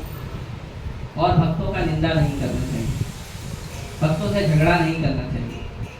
भक्त ने कुछ सही किया है, कुछ गलत किया है, आप अधिकारी को बताइए, जो मंदिर के अधिकारी हैं या आपके जो प्रतिनिधि हैं, आप उनको बताइए, तो ये गलत हुआ, ये सही हुआ है। तुरंत झगड़ा मत करिए, खुद से सारी चीजों को मैनेज मत करिए। इस संसार में बहुत सारी चीज है जो हम खुद मैनेज नहीं करते, है ना, तो उसको हम अपने अधिकारियों के हाथ में छोड़ना चाहिए। आजकल यही सबसे ज्यादा बड़ी समस्या है कि हर चीज हम खुद से ही तय कर लेते हैं। हम खुद ही तय कर लेते हैं कि हम भक्ति में कितना सही है, कितना गलत है। हम खुद ही तय कर लेते हैं हम माला कैसे जप कर रहे हैं। जैसे मैंने कई बार देखा है, सुबह मंगल आरती होती है, मंगल आरती का माला जप करने का समय होता है 2 घंटे का, 5:15 से 7:15, 2 घंटे का समय होता है। लोग मंदिर में बैठ के जप ही नहीं करते, मंदिर के बाहर घूम घूम के जप करते। कोई गार्डन में जाके घूमेगा, कोई बाहर जाके घूमेगा, कोई सड़क पर घूमेगा, है ना। पास में जुहू बीच है, जुहू बीच पे चले जाएंगे लोग, जुहू बीच पे जाके घूमे, वहाँ क्या जप होगा हमारा? जप का मतलब होता है एकाग्रता, भगवान के नाम को बोलना और सुनना, बोलना और सुनना, ये जप होता है। लेकिन लोग जप करते ही नहीं। आपको चलकर जप करना है, नींद आ रही है तो मंदिर में पैदल चलिए, मंदिर में इतना बड़ा जगह है, मंदिर में चलकर जप करिए। घर में जहाँ पे भगवान का मंदिर है, ऑल्टर है, वहां पर आप खड़े होकर बैठकर जप करिए, आप ऐसा कर सकते हैं। तो उसको हमको देखना चाहिए कि हम जो जप कर रहे हैं वो ठीक से कर रहे हैं कि नहीं, हम जो रीडिंग क्लियरिंग कर रहे हैं वो ठीक से कर रहे हैं कि नहीं, हम जो प्रसाद का भोग लगाते हैं वो ठीक से लगा रहे हैं कि नहीं, हम जो सेवा कर रहे हैं वो ठीक से सेवा कर रहे हैं कि नहीं। तो हमको किसी को पूछना चाहिए, कोई हमको बताने वाला होना चाहिए, कोई हमको करेक्ट करने वाला होना चाहिए, यह होना चाहिए। इसके लिए भगवान की जब हम भक्ति कर रहे हैं तो कम से कम एक व्यक्ति होना चाहिए हमारे जीवन में जो प्रतिनिधि करे। हम कितने भी सीनियर हो जाए, है ना, कभी कभी लगता है रघुपति विश्वदास सीनियर डिवोटी हो जाए, ठीक है, लेकिन तुम अपने सीनियर को बताओ। अपने सीनियर को नहीं बता सकते तो अपने इक्वल को बताओ, अपने मित्रों को बताओ, जो भक्ति में अच्छे हैं, भक्ति में दृढ़ हैं, उनको बताओ। तो ये जरूरी है, चेकिंग करना जरूरी है ना। अगर हम नहीं करेंगे तो क्या होगा, तो हम लोग को पता नहीं चलेगा हम कितने आगे बढ़े हैं। भक्ति विनोद ठाकुर कहते हैं कि हर एकादशी में हमको चेक करना चाहिए हमारा भक्ति कितना बढ़ा है, हमारा नाम में रुचि कितना बढ़ा है, हमारा शास्त्र में रुचि कितना बढ़ा है, हमारा भगवान की सेवा में रुचि कितना बढ़ा है, हमारा भगवान के भक्तों की सेवा में रुचि कितना बढ़ा है, हम कितना भगवान के भक्तों का संग कर रहे हैं, हम कितना लेक्चर सुन रहे हैं। ये सब हमको हर एकादशी को चेक करना चाहिए, तब जाके हम धीरे धीरे एक एक करके भक्ति में आगे बढ़ते हैं। तो ये हम सीखते हैं इन लीलाओं से कि भगवान के भक्तों के सेवा में कितना समर्पित होना चाहिए।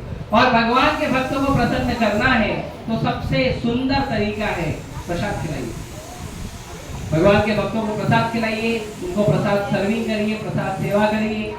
ये बहुत सुंदर तरीका है भगवान के भक्तों को प्रसन्न करने।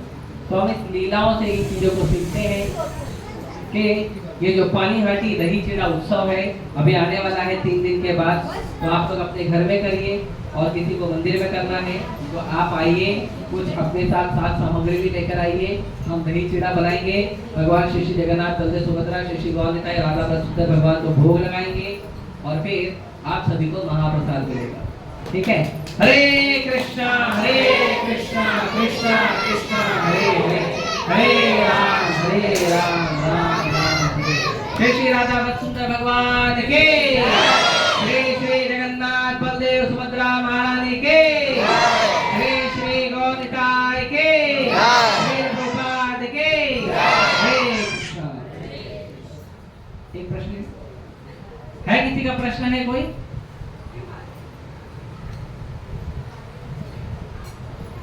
ठीक है, हरे कृष्ण।